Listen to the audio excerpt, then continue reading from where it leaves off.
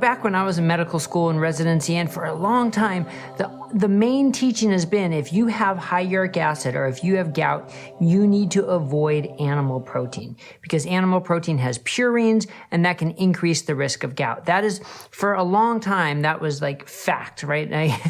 Undisputable fact. Well, so many facts in medicine and science happen. Now it's not so much fact because turns out a lot of the studies, that look at high protein and high purine diets were also high carb diets. And now the emphasis, or at least a theory, has been shifting more towards the association of high uric acid and gout with insulin resistance. And there's a good association there.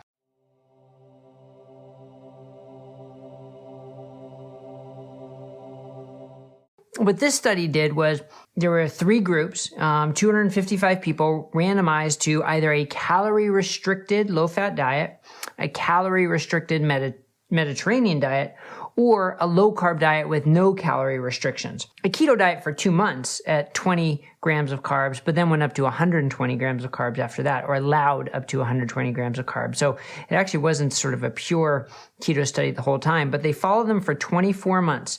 And what they found was the uric acid levels dropped in all 3 groups pretty much equally, with the biggest drop in those who already had a high uric acid level. And there was a slight difference in protein with a slight higher amount of protein in the low carb diets, although it wasn't a huge difference. But what they're suggesting then is that maybe it's not the protein, but maybe it's the weight loss and the metabolic benefits that help lower the uric acid.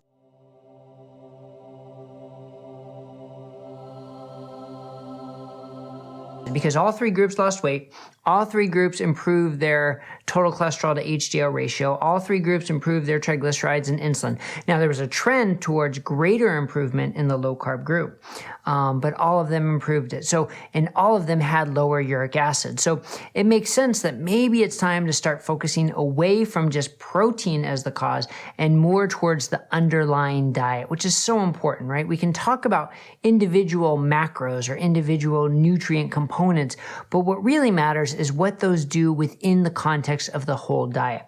And if the whole diet is one that can improve insulin resistance, then probably the amount of protein is not a causative factor of high uric acid and gout.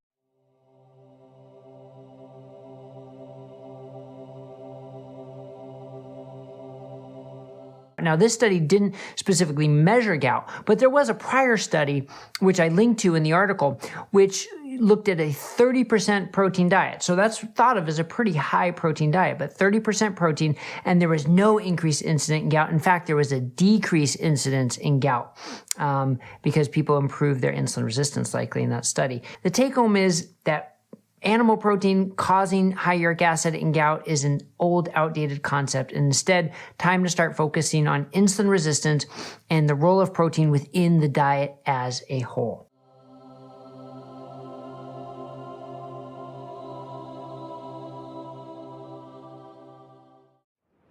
Annotated and summarized. Easy to share with loved ones. The description below the title for this video has these summary points.